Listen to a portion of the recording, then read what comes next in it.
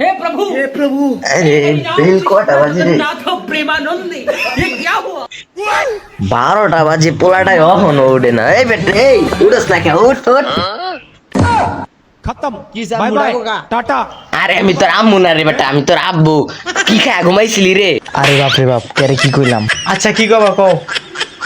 তুই উঠবি না রে ঘরের কত কাম আছে মুরব্বি হয়ে গেছি এখন এডি করতে পারি তুই করবি না একটু আইছে তোমারটা তুমি করলে করো না করলে যাও গা আর আমার দেখার বিষয় না আমি ঘুমাইলাম